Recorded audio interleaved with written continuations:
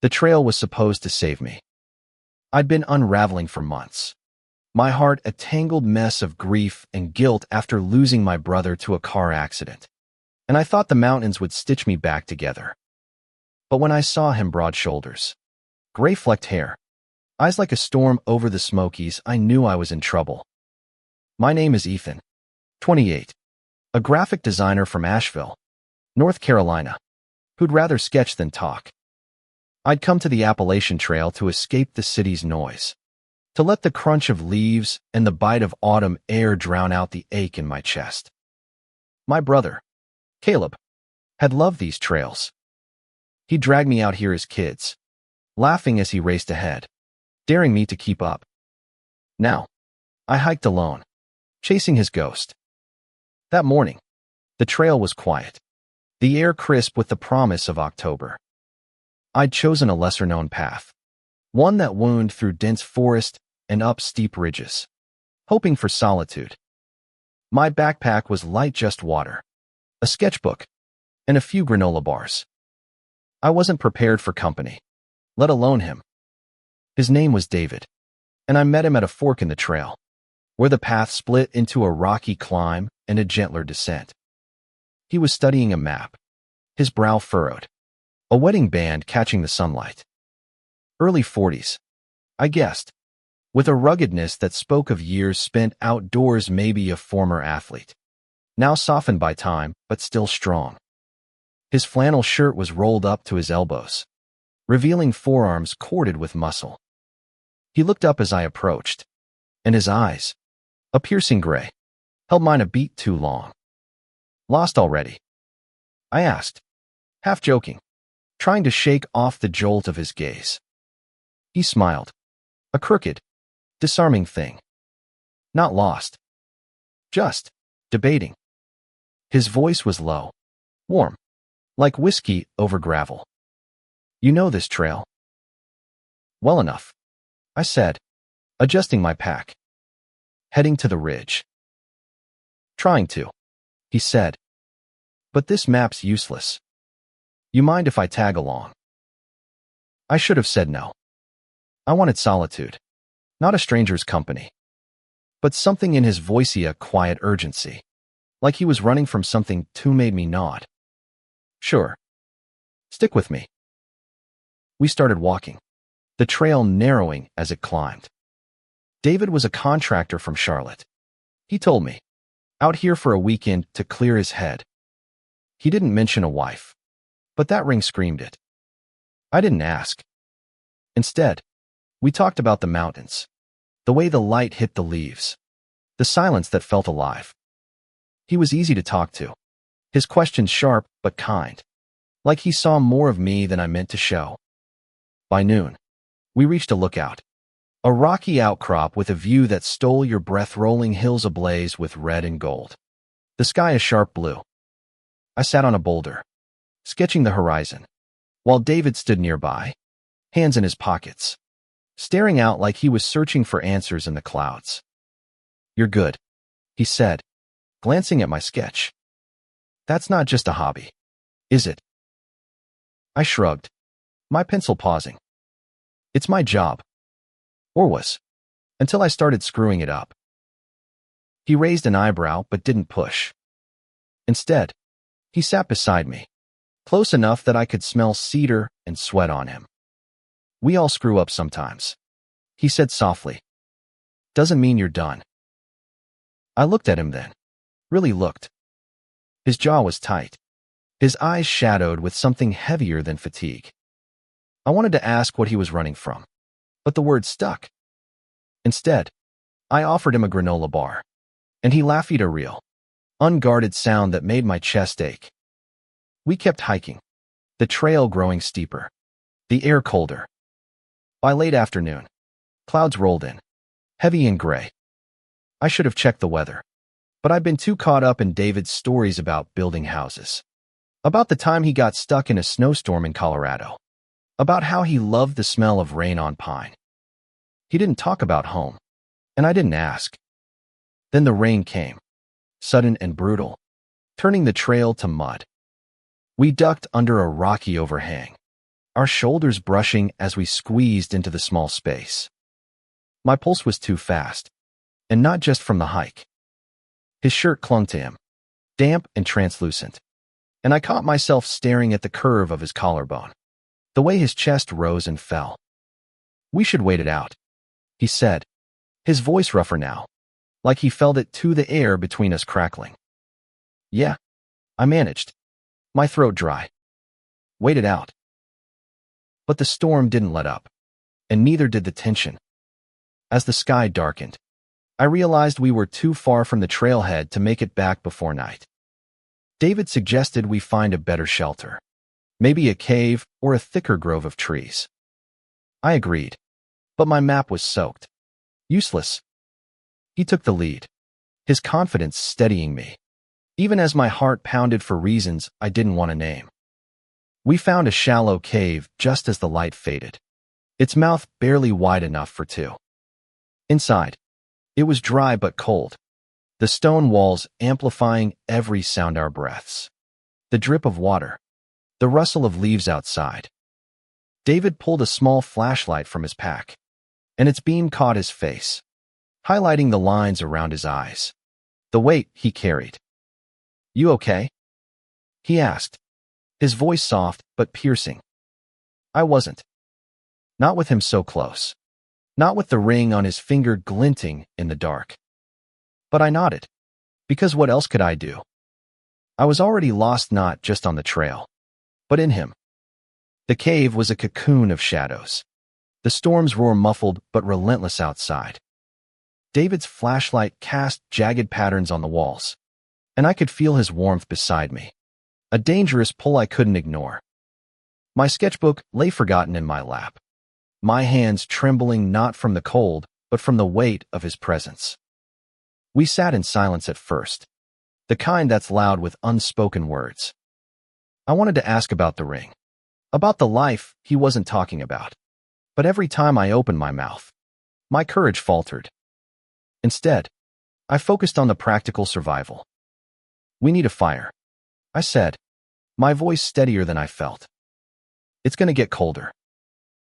David nodded, scanning the cave. "Got anything dry in that pack?" I rummaged through my bag, pulling out a few crumpled pages from my sketchbook old drawings of Caleb. Smiling. Alive. My chest tightened, but I tore them into strips. David gathered twigs from the cave's entrance, still damp but workable. His hands moved with quiet precision, building a small pile, striking a match from his pack. The flame caught, weak but stubborn, and soon a tiny fire flickered between us. "Nice work," I said, huddling closer to the warmth. Our knees brushed, and I froze, my pulse a drumbeat in my ears. He didn't pull away. "Team effort," he said, his eyes meeting mine in the firelight. There was again that look, heavy with something unspoken, something that made my skin burn. We talked to keep the cold at bay. I told him about Caleb, how he'd been the brave one, the one who'd climb cliffs without a rope, who'd laugh at my caution. David listened, really listened, his head tilted like he was memorizing every word. In return, he told me about his childhood in rural Georgia, about sneaking into his dad's workshop to build birdhouses, about the first time he saw the ocean and felt small. He still didn't mention a wife, and the omission hung between us like a third presence. The fire was dying when he finally spoke again, his voice barely above a whisper. "I don't do this often. Get away like this. Feels freeing." "Why do you need to get away?" I asked, the question slipping out before I could stop it. He looked at the fire, not at me. "Life gets heavy sometimes. You ever feel like you're living someone else's story?" I swallowed hard. "Yeah. All the time." His eyes flicked to mine, and for a moment, the cave felt too small, the air too thin. I wanted to reach out, to touch the stubble on his jaw, to ask what he was running from. But that ringgold, unyielding, kept me still. We decided to take turns keeping watch, though neither of us slept much. I took the first shift, sketching by firelight to stay awake, drawing the curve of his shoulder as he leaned against the cave wall, eyes closed but not restful. When it was his turn, I pretended to sleep, watching him through half-closed eyes as he fed the fire, his face a map of conflict. By morning, the rain had stopped, leaving the forest dripping and alive. We packed up, the tension between us thicker than the fog outside. The trail was a mess, slick with mud, and we moved slowly, helping each other over fallen branches and swollen streams. His hand lingered on my arm once, steadying me, and I felt it like a brand. We were supposed to head back to the trailhead, but David suggested a detour shortcut. He said, through a valley he'd hiked years ago. I should have questioned it, but I didn't. I wanted more time with him, even if it was dangerous. The valley was stunning, a sea of golden grass framed by pines. But the path was faint, overgrown. Within an hour, we were lost. Shit, David muttered, checking his map again. It was still damp, the ink smudged. I swear this was right. I laughed, more out of nerves than humor. Great. Stranded with a guy who can't read a map. He shot me a look, half amused, half annoyed. You're not helping, Ethan. Hearing my name in his voice did something to mesomething reckless. Fine, I said, stepping closer. What's the plan, Captain? He didn't back away. His eyes searched mine, and for a second, I thought he might close the distance. But he turned, pointing to a ridge in the distance. We climb that. Get a better view. Figure out where we are. The climb was brutal, the ground slippery, the air thin. We didn't talk much, saving our breath. But every glance, every brush of his hand as he helped me over a rock, felt like a confession. At the top, the view was worth 8 miles of forest, the mountains folding into each other like a painting. But we were still lost, and the sun was sinking fast. We're not making it back tonight, I said, my voice tight. David nodded, his jaw set. We'll camp here. Start again at first light. We found a flat spot, using pine boughs to make a rough shelter. The cold was sharper now, the stars piercing through the sky. We sat close, sharing the last of my granola bars, our shoulders touching. I could feel his heat, his breath, the weight of everything unsaid. Ethan, he said, his voice low, I need to tell you something. My heart stopped. I knew what was coming or thought I did. But before he could finish, a rustle in the trees made us both freeze. Something was out there, and it wasn't the wind. The rustle grew louder, a deliberate crunch of leaves that sent my pulse racing. David's hand shot to my arm, his grip firm, protective. In the starlight, his eyes were wide, scanning the darkness beyond our makeshift camp. Stay here, he whispered, reaching for the flashlight. Like hell, I hissed back, grabbing my pocket knife, a pitiful thing, more for cutting rope than fighting off whatever was out there.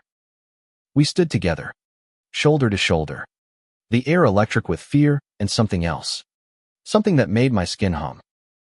The noise stopped, replaced by an eerie stillness. Then, a low grunt, a bear, maybe, or something smaller but no less dangerous.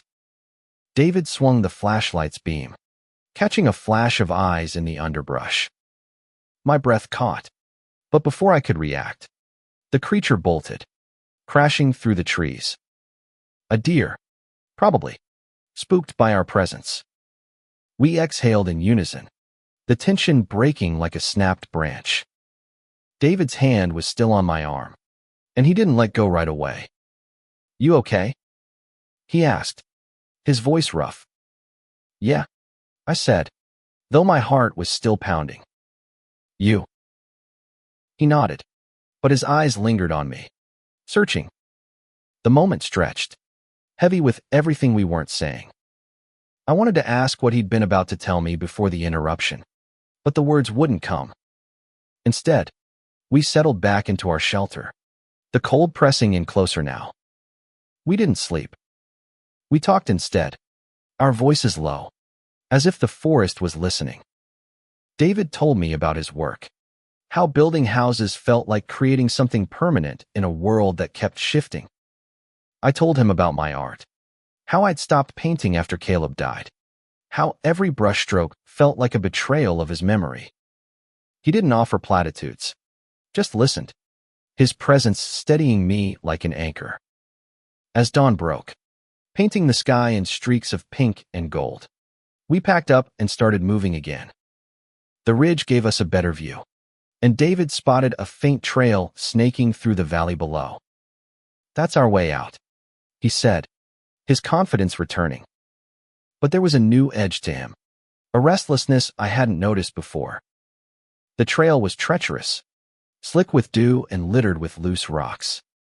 We moved carefully, helping each other, our hands brushing more than necessary. Every touch felt like a spark, and I hated myself for it. He was married. I kept repeating it in my head, a mantra to keep my heart in check. But the way he looked at me like I was the only thing that mattered made it impossible to stay detached. By midday, we reached a clearing with a small stream, its water icy and clear. We stopped to refill our bottles, the sound of the current filling the silence. David knelt by the stream, splashing water on his face, and I watched, transfixed, as droplets slid down his neck. He caught me staring and smiled, that crooked smile that undid me. "Your trouble, Ethan," he said, half teasing, half serious. "Me?" I shot back, trying to keep it light. "You're the one who got us lost." He laughed, but it didn't reach his eyes. "Maybe I wanted to get lost," he said, so quietly I almost missed it. My heart stuttered. "What's that mean?" He stood, wiping his hands on his jeans, and stepped closer. Too close. "It means I don't know what I'm doing out here. Not anymore." I wanted to push, to demand answers, but the air between us was too charged, too fragile. Instead, I turned away, focusing on the stream, on anything but him. We kept moving, the trail flattening out, the forest thinning. By late afternoon, we saw signs of civilization, a dirt road, a rusted signpost. Relief should have flooded me, but all I felt was dread. The real world was waiting, and with it, the truth. We set up camp one last time, knowing we'd reach the trailhead by morning. The fire we built was stronger now, fed by dry wood we'd found. David sat across from me, his face half lit, half shadowed. "I need to finish what I started to say last night," he said, his voice steady but heavy. I braced myself, my hands clenching into fists. "Okay. I'm married," he said, the words landing like stones. 15 years. Her name's Laura. I nodded, though it hurt to hear. I figured. "The ring." He looked at his hand, twisting the band like it burned. "It's not simple. I love her. I do. But I've been lying to her. To myself. For years." My breath caught, 1,000 questions flooding my mind. But before I could ask, he leaned forward, his eyes locking onto mine. "I've never felt like this before, Ethan. Not with her. Not with anyone." The world tilted. I wanted to run, to hide from the weight of his words, but I was rooted to the spot. The fire crackled, the only sound in the universe. I opened my mouth to respond, but nothing came out. What could I say? He was married. He was straight, or so I'd thought. And yet, here he was, looking at me like I was the answer to a question he'd been asking his whole life. "David," I started, my voice shaking. "You don't know what you're saying." "I do," he said, fierce now. I've been fighting this my whole life. And then I met you. And it's like I can't fight anymore. I stood, needing distance, needing air. The forest felt too small, the stars too close. He followed, his presence a pull I couldn't escape. When he reached for my hand, I let him take it, his calloused fingers warm against mine. It was a mistake, but it was the kind of mistake that felt like salvation. His hand in mine was a lifeline and a landmine. I should have pulled away, but the warmth of his grip, the quiet desperation in his eyes, held me captive. The forest around us was still, the fire's glow fading as we stood there, caught in a moment that could ruin us both.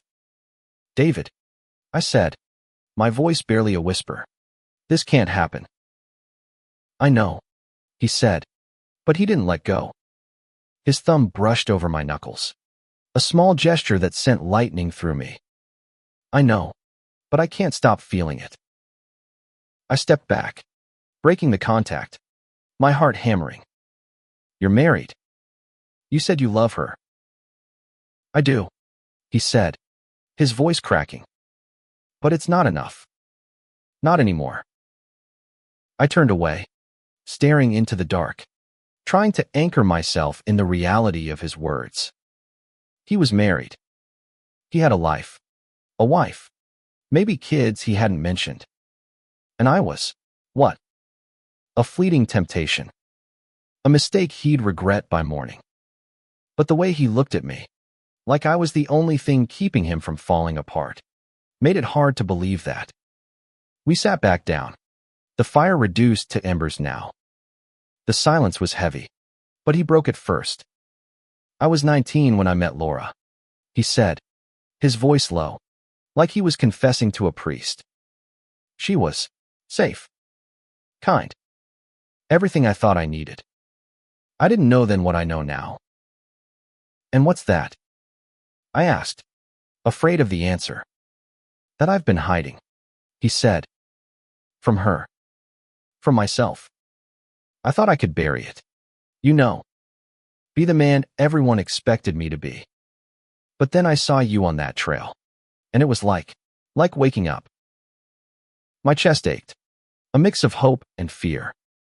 I wanted to believe him, to let myself fall into whatever this was. But the weight of his ring, of his life, pressed down on me. "What happens when we get back?" I asked. "You go home to her.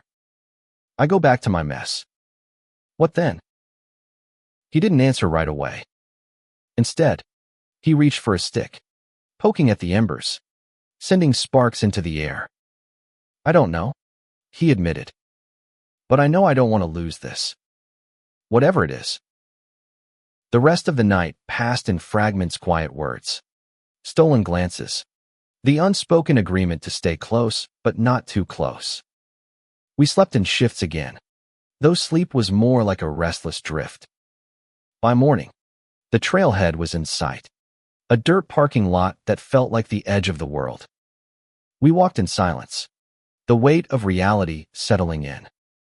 When we reached his truck, a battered blue pickup, he paused, his hand on the door. "Ethan," he said, turning to me, "I don't know how to do this, but I want to see you again." I wanted to say yes, to throw caution to the wind, but the ring on his finger was a wall I couldn't climb. "You need to figure out your life first," I said, my voice steadier than I felt. "I can't be the reason you break it." He nodded, his jaw tight, and for a moment, I thought he might argue. But he just handed me his phone number, scribbled on a scrap of paper. "If you change your mind," he said, "you know where to find me." I took the paper, my fingers brushing his, and got into my own car. As I drove away, the mountains fading in my rear view, I felt like I was leaving a piece of myself behind. Back in Asheville, the city felt louder, harsher. I threw myself into work, sketching logos for clients I didn't care about, trying to drown out David's voice in my head. But every night, I'd pull out that scrap of paper, tracing the numbers like they held the answer to everything. A week later, I caved. I called him. His voice on the other end was like coming home. "Ethan," he said, and I could hear the smile in it. The relief. "I was hoping you'd call." We met at a coffee shop on the edge of town, a neutral place where the world couldn't judge us. He looked different in the cityless rugged, more guarded, but his eyes were the same, stormy and searching. Over coffee, he told me more about Laura, about the life he'd built, about the guilt that kept him up at night. He hadn't told her anything yet, but he was trying to find the words. "I don't want to hurt her," he said, staring into his cup. "But I don't want to keep lying either." I reached across the table, my hand stopping just short of his.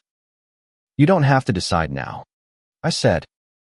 "But you can't live half a life forever." He looked at me then, and I saw it spark from the trail, the one that had burned too strong to resist. But we didn't touch, didn't cross that line. Not yet. The coffee shop became our refuge, a place where we could talk without the world pressing in. We met there twice a week, always in the late afternoon when the light was soft and the crowds were thin. David would sit across from me, his hands wrapped around a mug, his wedding ring a constant reminder of the line we hadn't crossed. I learned more about him in those stolen hours. He'd grown up in a small town where being different wasn't an option, where church on Sundays and football on Fridays were the only truths. He'd known he was attracted to men since he was a teenager, but he'd buried it, convinced it was a sin, a flaw, something to fix. Laura had been his anchor, his proof that he could be normal. But normal had started to feel like a cage. I told him about my own coming out, how I'd lost friends but gained myself, how Caleb had been my biggest supporter, his pride in me louder than anyone's judgment. Talking about him hurt less with David there, like he was carrying some of the weight. One evening, as the shop was closing, David leaned forward, his voice low. "I told Laura I need space," he said. "Not about this. Not yet. But I said I need to figure things out." My heart leapt, then sank. What did she say? "She's confused. Hurt. But she agreed to give me time." He looked at me, his eyes raw. "I don't know if I'm doing the right thing, Ethan." I wanted to tell him to leave her, to choose me, but the words felt selfish. Instead, I said, "You're doing what you can. That's enough for now." We started spending more time together outside the coffee shop, walks in the park, drives to quiet corners of the city. We were careful, always careful, but the tension between us was a living thing, growing with every glance, every accidental touch. One night, in his truck, parked by a lake under a sky full of stars, he kissed me. It was sudden, desperate, his lips rough and warm against mine. I kissed him back, my hands in his hair, my heart racing so fast I thought it might break. When we pulled apart, he was breathing hard, his forehead pressed to mine. "I'm sorry," he whispered. I couldn't. I had to. "Don't be sorry," I said, my voice shaking. "Just be sure." He wasn't sure. I could see it in the way he looked at me, the guilt warring with desire. But for that moment, I didn't care. I wanted him, all of him, and I was tired of fighting it. The weeks that followed were a blur of stolen moments, kisses in dark corners, whispered confessions, hands brushing under tables. But the guilt was always there, a shadow we couldn't outrun. I hated myself for wanting a man who belonged to someone else, and I hated him for making me feel this way. But I couldn't stop.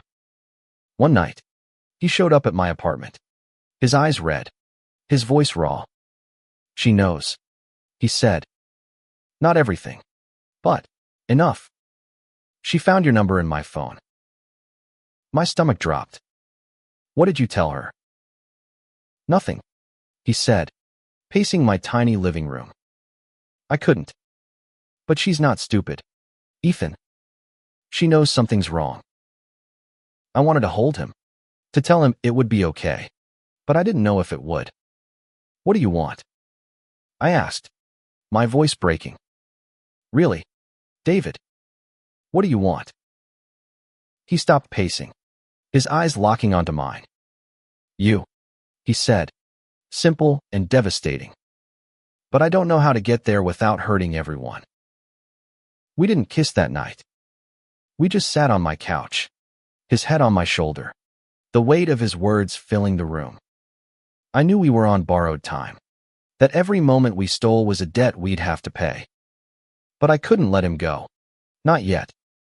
The air in my apartment felt heavier after that night, like the truth was a storm cloud waiting to break.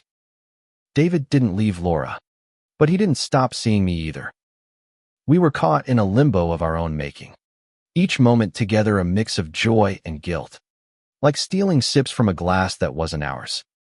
I tried to focus on work, on sketching, on anything but him, but he was everywhere in the lines of my drawings, in the quiet moments before sleep.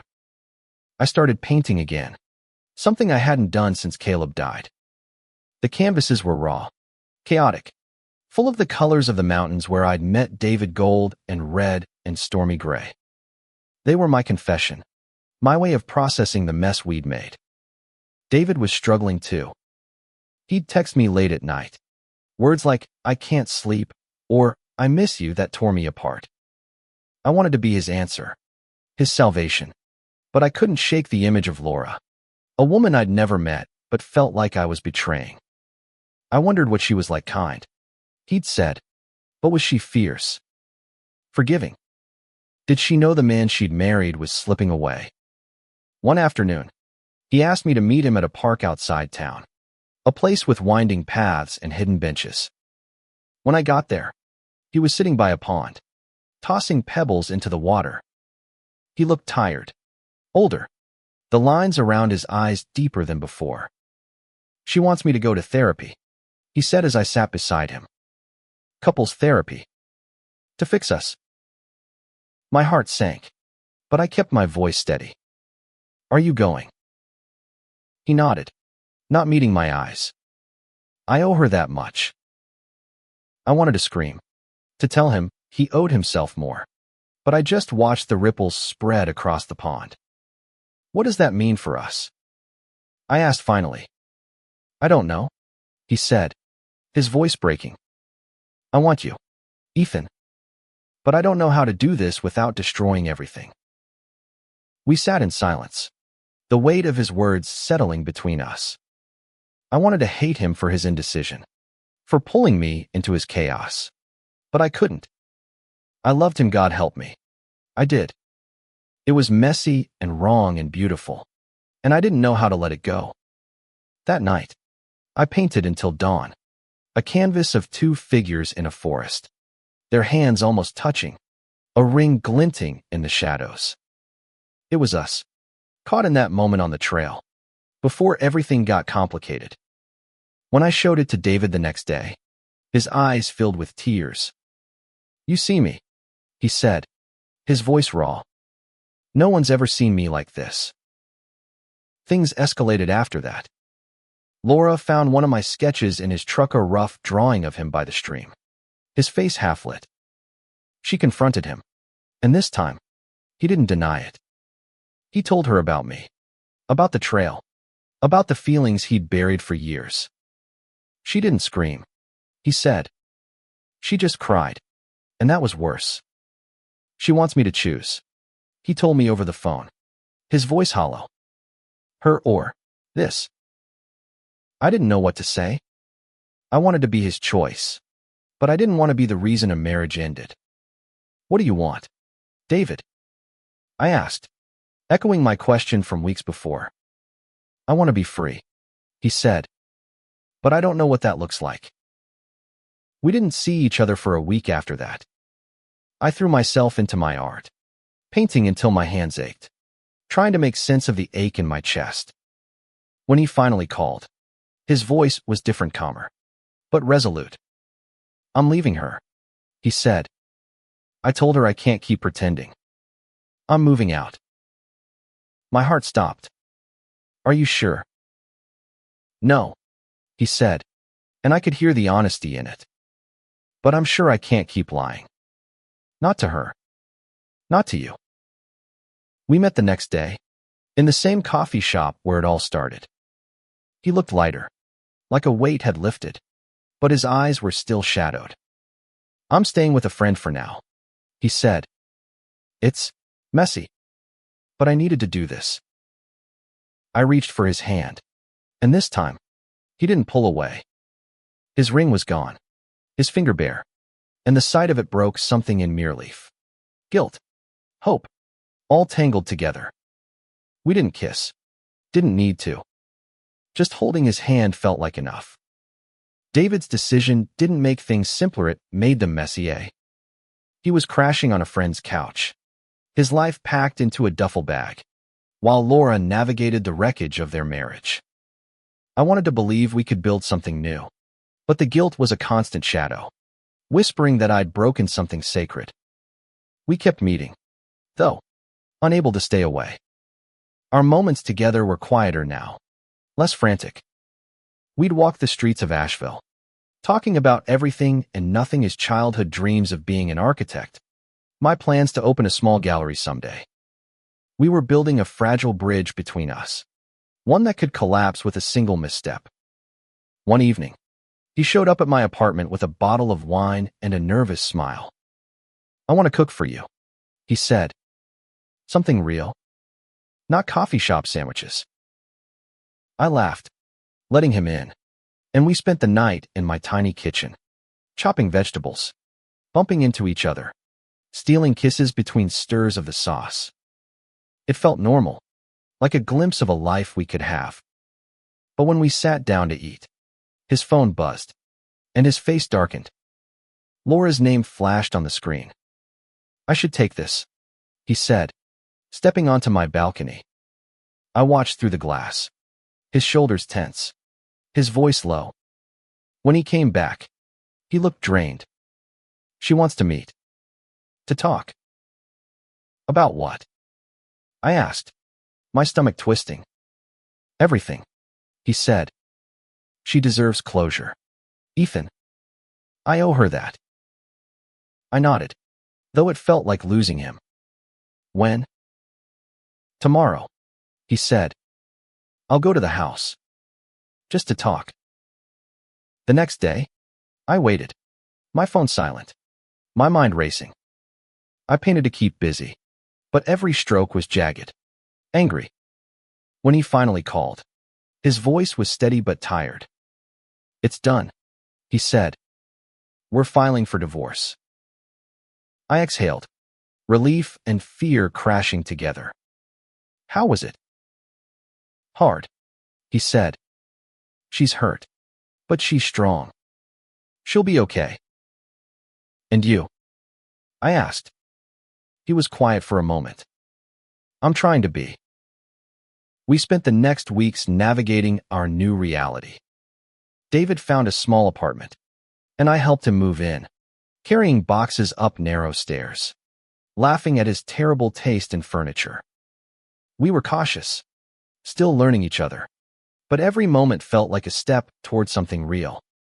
One night, as we lay in his new bed, the city lights filtering through the window, he told me he loved me. The words were soft, almost hesitant, but they landed like a vow. I love you too, I said, and for the first time, I believed we might make it. But the world wasn't done with us. Laura called again, this time with news that changed everything. She was pregnant. David told me over coffee, his hands shaking, his eyes distant. She didn't know until after I left. He said, "It's mine, Ethan." The words hit like a punch.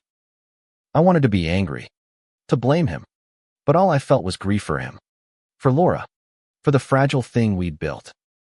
What are you going to do? I asked, my voice barely audible. I don't know, he said. I need to be there for her, for the kid. But I don't want to lose you. I didn't have an answer. I wanted to fight for him, but I couldn't ask him to walk away from a child. We sat in silence, the coffee shop feeling colder than ever, the space between us growing wider. The news of Laura's pregnancy was a fault line, cracking everything we'd built. David was torn, his love for me warring with his duty to a child he hadn't planned for. I wanted to be selfless, to let him go, but the thought of losing him was a knife in my chest. We took a break, not because we wanted to, but because we didn't know how to move forward. I threw myself into my art, painting canvases that bled with color and pain. My gallery idea became a reality. I rented a small space downtown, hanging my work alongside other local artists. It was a distraction, a way to keep breathing without him. David called sometimes, his voice heavy with guilt. He was helping Laura with doctor's appointments, setting up a nursery, trying to be the man he thought he should be.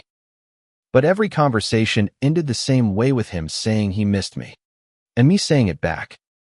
Months passed, and the distance grew. I dated other people, but no one felt like him. I hiked the trails again, alone, hoping to find the peace I'd lost. One day, as I stood on the same ridge where we'd been lost together, my phone rang. It was David. "She had the baby," he said, his voice soft. "A girl. Lily." I smiled, despite the ache. "Congratulations. How is she?" "Beautiful," he said. "And Laura's okay. Stronger than I deserve." I waited, knowing there was more. "And you?" I asked. "I'm trying to do right by them," he said. "But I can't stop thinking about you. About us." I closed my eyes, the wind cold on my face. "David, I can't be your second choice. Not anymore." "You're not," he said, fierce now. "You're the one I want. But I have to be a father too. I'm trying to figure out how to do both." We met the next day, at the trailhead where it all began.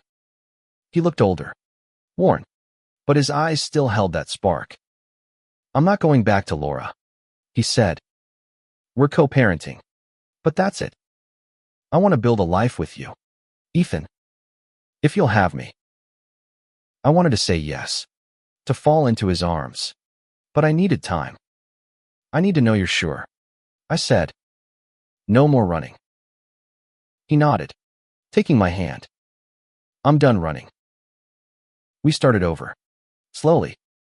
We dated, openly this time. No more hiding. He brought me to meet Lily, a tiny bundle with his eyes, and I fell in love with her too. Laura was kind but distant, and I respected her space, knowing the pain I'd caused. A year later, my gallery was thriving, and David was by my side, his apartment our home. We hiked the trails again, together, no longer lost. The mountains had brought us together, broken us, and somehow made us whole. One evening, as we stood on that same ridge, the sunset painting the sky in hues of fire, David took my hand. "I met a man on a hike," he said, echoing the title of our story. "And he changed my life." I smiled, my heart full. Desire burned too strong to resist. I said, and we kissed, the mountains bearing witness to a love that had survived the storm.